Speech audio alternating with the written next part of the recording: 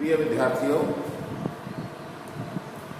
आज हम कक्षा 10वीं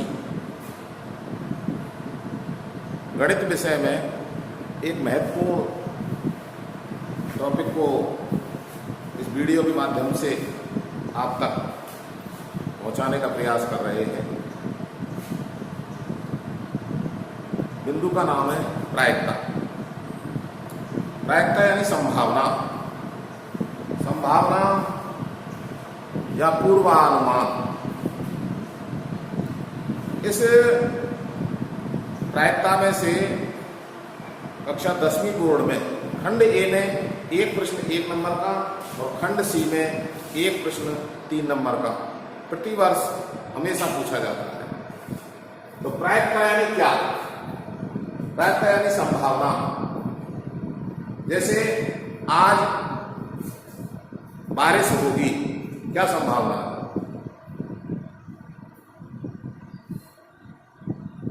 आज धूप नहीं निकलेगी, क्या संभावना है? एक सिक्का है, सिक्के को उछालने पर चित्त आएगा या पट्ट आएगा, क्या संभावना है? तो ऐसे संभावना को ही प्रायिकता कहते हैं। प्रायिकता का जो सिद्धांत है या प्रायिकता की जो बातें हैं, सर्वप्रथम 17वीं शताब्दी में यूरोप से प्रारंभ हुई। प्रायिकता को उद्योगपति, व्यापारी अपने व्यवसाय में अधिक लाभ कमाने की दृष्टि से प्रायिकता के द्वारा अपने व्यापार का आकलन करते हैं। आजकल प्रायिकता का अत्यधिक महत्व है। वैज्ञानिक चंद्रमा पर अपना यान भेज रहे हैं, तो इसके पहुंचने की क्या संभावना है, क्या प्रायिकता है? वैज्ञानिक अनुसंधान है, बीमा कंपनियां हैं, कृषि का क्षेत्र है, इकोनॉमिक्स है, अर्थशास्त्र है। सरकारें जो अपना बजट बनाती हैं या देश में प्राकृतिक आपदा, बाढ़ इत्यादि का पूर्वानुमान इन प्रायिकताओं के आंकड़ों के माध्यम से वैज्ञानिक लगाते हैं और इसकी क्या संभावना है, इस चीज का पता लगाते हैं। गणित में प्रायिकता जो है वो एक महत्वपूर्ण विषय है और इस विषय को आगे बढ़ाएं उससे पहले प्रायिकता से रिलेटेड कुछ शब्द हैं, उनका हम थोड़ा विश्लेषण करेंगे। और इनमें सबसे पहले है यादृच्छिक प्रयोग या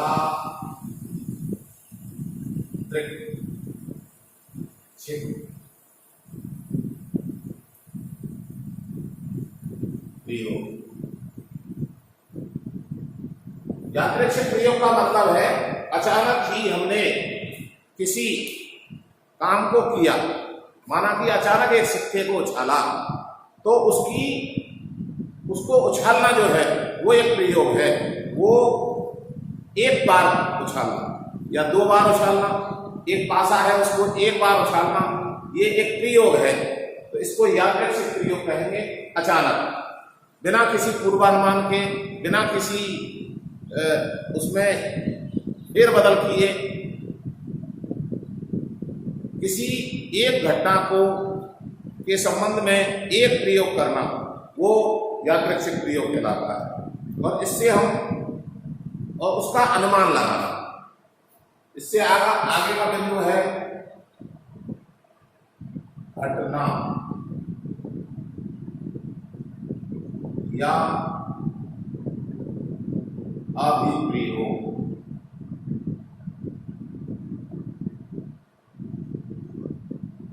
घटना या अप्रयोग से मतलब है जो कोई घटना है, तो घटना से संबंधित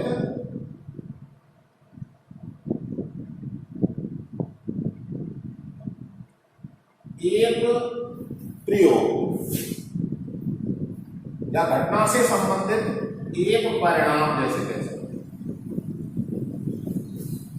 घटना से संबंधित एक परिणाम जो है वो अप्रयोग कहलाता है। घटना का मतलब केस, इवेंट,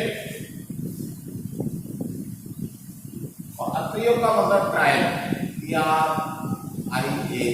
ट्रायल, ट्रेल, एक बार ट्रेल करना। जैसे एक सिक्के को उठा लें,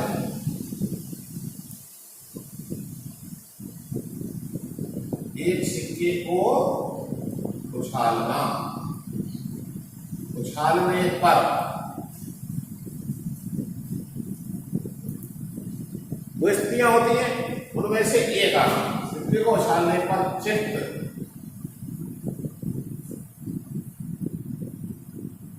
जो चित्त है, चित्त आना, ये एक घटना है, अभिप्रयोग है। पासा है, जैसे पहला एग्जाम्पल हो गया, पासा है, तो इसमें पासे को उछालने पर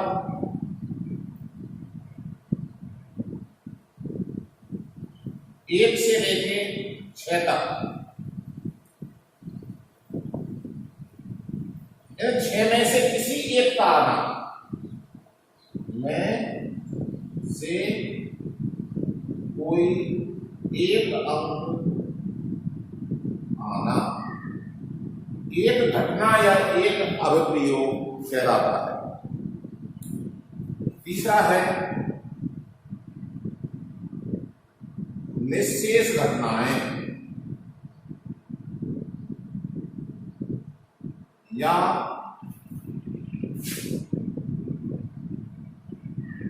कुल स्थितियां।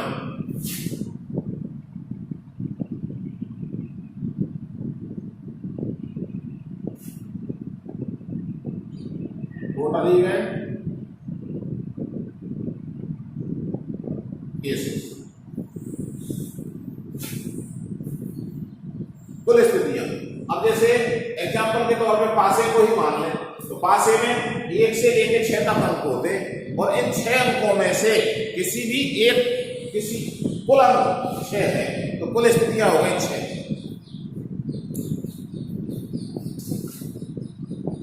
सिक्के को माने एग्जाम्पल के तौर पे, एक सिक्के को, एक सिक्के में एक हेड होता है और एक टेल होता है, तो कुल स्थितियां इसकी हो गई 2। यदि 2 सिक्कों को एक साथ उछालें तो इसमें स्थितियां हो जाती हैं head head, head tail, tail head आ सकता है, टेल टेल आ सकता है, कुल स्थितियां हो गई 4। पासे को लेना, पासे को देखें, एक पासे, पासे में 1 से लेके 6 तक अंक हो गए, तो कुल स्थितियां इसकी 6 हो गई, इसकी 4 हो गई, इसकी। तो ये निश्शेष घटनाएं या कुल स्थितियां जब हम किसी वस्तु पर प्रयोग करते हैं, किसी घटना पर प्रयोग करते हैं, तो उससे संबंधित कुल जो स्थितियां हैं वो निश्शेष स्थितियां कहलाती हैं। अगला है अनुकूल स्थितियां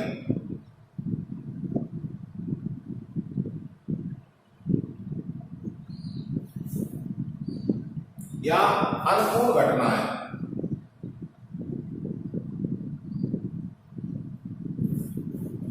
फेवरेबल इवेंट्स,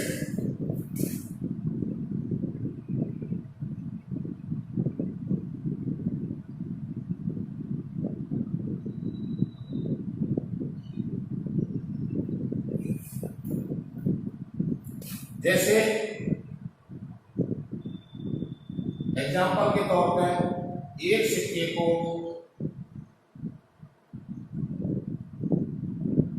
उछालने पर चित्त आना, तो इसमें चित्त के अनुकूल एक स्थिति है, एक बार एक हो गया। पासे को यदि देखें हम, तो पासे को उछालने पर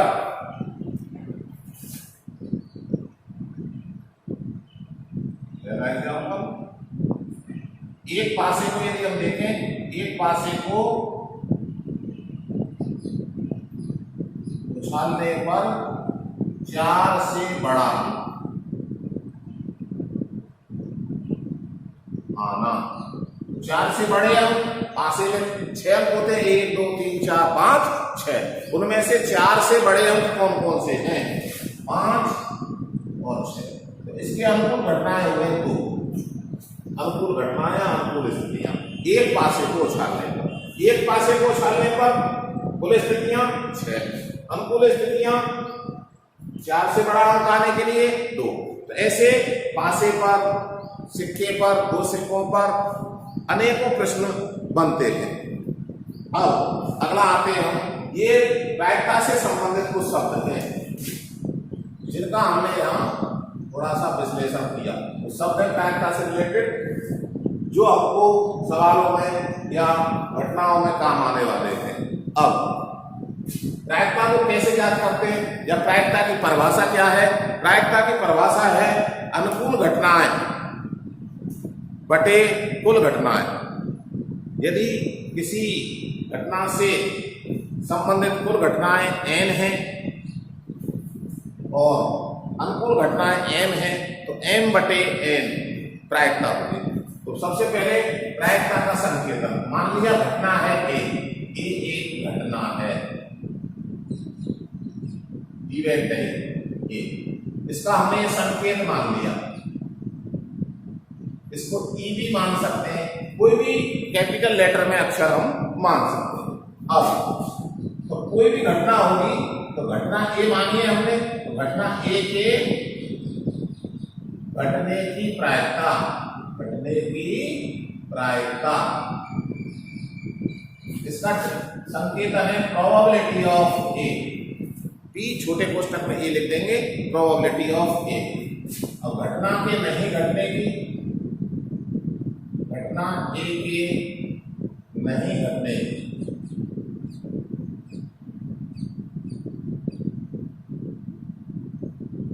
इसका संकेतन है प्रोबेबिलिटी ऑफ ए बार। ऊपर एक छोटा सा लाइन लिख देते हैं, या प्रोबेबिलिटी ऑफ ए डैश। इस तरह से घटना के नहीं घटने की प्रायिकता का संकेतन है। अब इसकी यदि सूत्र लिखें, सूत्र या परिभाषा कह सकते हैं इसको,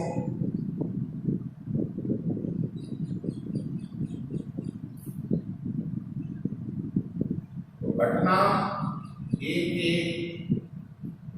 घटने की प्रायिकता, इसका संकेतन हो गया प्रोबेबिलिटी ऑफ ए बराबर घटना ए के अनुकूल स्थितियां, और हमें आएगा घटना ए की संभावित कुल स्थितियां।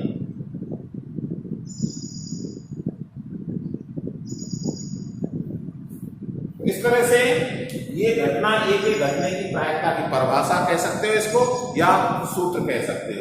यदि हम इसको अनुकूल घटनाओं, अनुकूल स्थितियों को n माने और कुल को n माने, तो m बटे n इसका मान हो जाता है। एक सिक्के को उछालने पर चित्त आने की प्रायिकता, तो चित्त होता है 1, और चित्त और पट 2 स्थितियां हैं, तो 1 ऊपर आ जाएगा, 2 नीचे आ जाएगा, 1 बटे 2। इस तरह से चित्त आने की प्रायिकता हो जाएगी 1 बटे 2। अब प्रायिकता का मान कहां से कहां तक होता है, कितना होता है, इन चीजों का थोड़ा सा विश्लेषण हम करेंगे। उसके बाद हम कुछ एग्जांपल्स की सहायता से इसके सवालों को देखेंगे।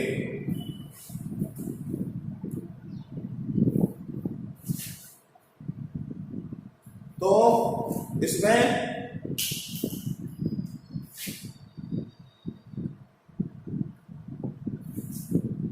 एक और सूत्र लिख दें, घटना के नहीं घटने की बात। घटना ए के नहीं घटने की प्रायिकता,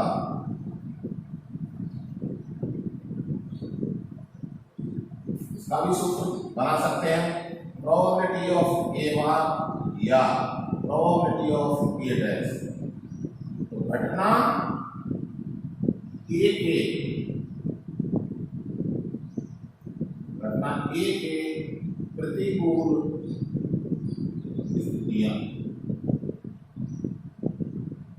बटे घटना ए की संभावित कुल स्थितियां। इस तरह से घटना के घटने की और घटना के नहीं घटने की कुल स्थितियां हमारे पास दोनों के सूत्र हैं। अब घटना यदि निश्चित घटे तो पहला बिंदु ले लेते हैं, घटना यदि निश्चित घटे तो इस बात की प्रायिकता निश्चित घटे तो इस बात की प्रायिकता होती है ये। अब कैसे निकलेगी? निश्चित घटेगी तो उसके अनुकूल कुल स्थितियां और कुल स्थितियां m और अनुकूल भी पूरी हो जाएगी। m से m कट के इसका मान 1 हो जाएगा। ऐसे करके घटना यदि निश्चित घटे तो इस बात की प्रायिकता 1 होगी। निश्चित घटे घटना के घटने की प्रायिकता प्रोबेबिलिटी ऑफ ए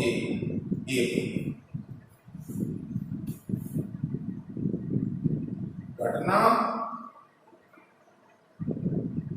के घटने की संभावना असंभव है, मतलब वो घटना नहीं घटे तो प्रायिकता होगी 0, यानी उसके अनुकूल स्थितियां है ही नहीं, 0 है, और कुल स्थितियां n है, 0 हो जाएगी उसका। ऐसे करके घटना का जो अधिकतम मान है वो 1 और न्यूनतम मान है वो 0 होगा। इन दोनों को मिला के एक रिलेशन लिखा जा सकता है, 0 लेट प्रायिकता ऑफ ए प्रोबेबिलिटी ऑफ ए 0 से बड़ी या बराबर हो सकती है और 1 से छोटी या 1 के बराबर हो सकती है। ये तो मैक्सिमम वैल्यू है इसकी और ये मिनिमम वैल्यू है।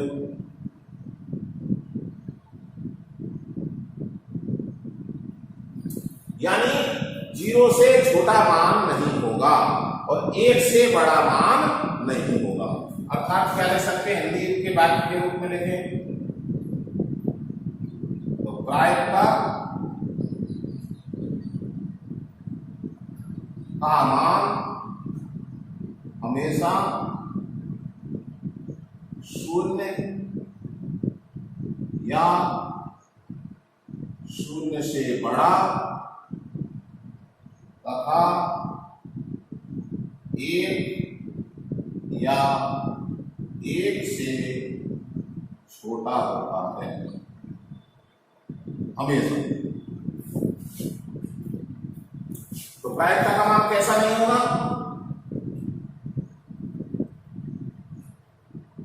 प्रायिकता का मान ऋणात्मक नहीं होगा।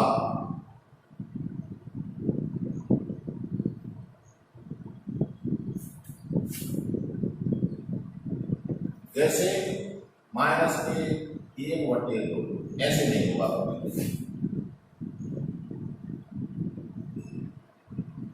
प्रायिकता का मान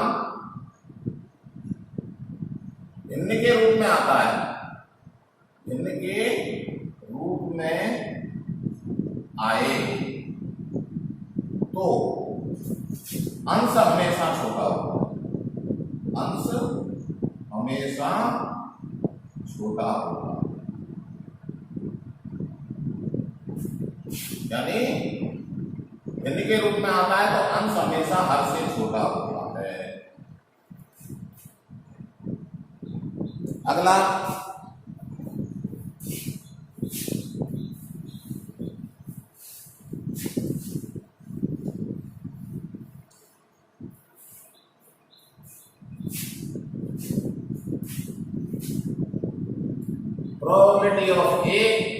प्रोबेबिलिटी ऑफ ए बार, इन दोनों का जोड़ हमेशा एक आता है।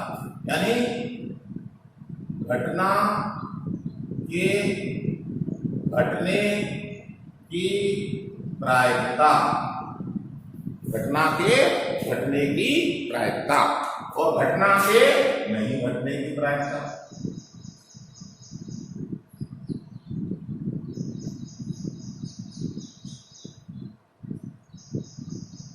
इन दोनों का जो जोड़ है, योग है, वो हमेशा एक होता है, ना कम ना ज्यादा। तो इसी से हम दो सूत्र बना सकते हैं। यदि हम इसका पक्षांतरण कर दें तो प्रोबेबिलिटी ऑफ ए एक प्रोबेबिलिटी ऑफ ए बार, यानी सवाल में आपको घटना के नहीं घटने की प्रायिकता दी गई है, तो घटना के घटने की प्रायिकता सवाल में आप ज्ञात कर सकते हो, एक में से घटा रहा है। ऐसे ही यदि घटना के नहीं घटने की प्रायिकता ज्ञात करनी है और आपको घटना के घटने की प्रायिकता दे रखी है, तो एक में से उसको माइनस कर देंगे। तो इस तरह से प्रायिकता यदि किसी एक बात की दे रखी है, घटने की या नहीं घटने की, तो आप दूसरे का मान निकाल सकते हैं। तो इस तरह से ये हमारे कुछ जो सूत्र थे वो हमारे पूरे हो गए। अब सवालों के लिए हम देखेंगे।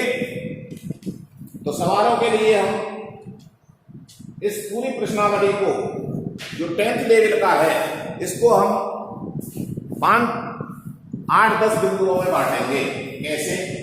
इस प्रश्नावली में किस किस से संबंधित प्रश्न पूछे जा सकते हैं, तो उन्हीं पर हम ज्यादा ध्यान देंगे, चर्चा करेंगे। अगली कक्षाओं के लिए बड़े जो टॉपिक हैं वो आगे आएंगे।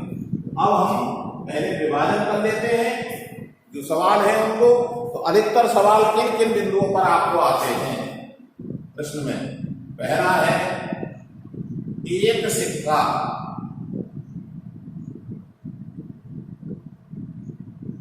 एक सिक्के का यहां थोड़ा सा मैं बताना चाहूंगा कि एक सिक्के का मतलब है एक सिक्के को उछालना। तो इससे संबंधित प्रश्न पूछ सकता है। तो एक सिक्का जो है इसमें कुल स्थितियां कितनी होती हैं? कुल स्थितियां या कुल परिणाम कुछ भी लिख सकते हैं। तो एक सिक्के से रिलेटेड कुल परिणाम कितने होते हैं? 2 होते हैं। अब वो 2 कौन कौन से हैं? चित्त यानी हेड, और एक होता है पट यानी टेल। हेड को एस से और टेल को टी से यहां दर्शाते हैं। एक ही चित्त होता है और एक ही पट होता है। कुल मिला के 2 कुल परिणाम हैं। अब इस पर बहुत से प्रश्न बनते हैं। इसमें 2 स्थितियां हैं तो 2 ही प्रश्न बनेंगे। पहला क्वेश्चन बनेगा एक सिक्के को उछालने पर चित्त आने की प्रायिकता।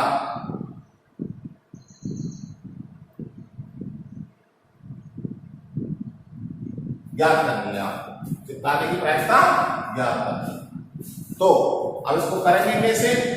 कुल स्थितियां आपको केवल 3 बिंदु में सवाल हो जाएगा। कुल स्थितियां 2 हैं। कौन कौन सी है? कोष्ठक में लिखना पड़ेगा। एक हेड है और एक टेल है। अब अनुकूल स्थितियां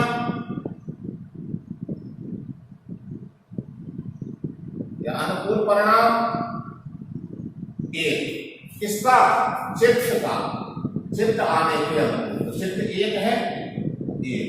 इसको इसी में से जो कुल स्थितियां होती हैं उन्हीं में से जो कुल स्थितियां होती हैं उनमें से ही अनुकूल स्थितियां गिनी जाती हैं। तो 2 हैं, इनमें से चित्त के अनुकूल कौन सी है? एक स्थिति है, ये। अब प्रोबेबिलिटी, यदि चित्त आने की जो घटना है उसको ए माने तो आपको लिखना पड़ेगा ए चित्त आना, ये घटना है इस प्रश्न में।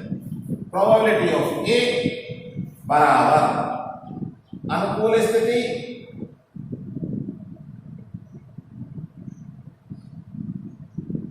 प्रतिकूल स्थितियां।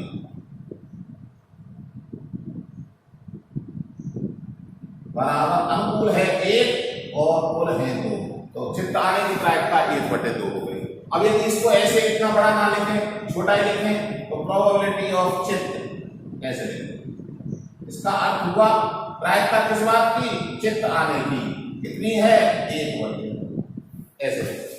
अब ये पूरा हट जाएगा, इतना लिख दो बस, पूरा हो जाएगा।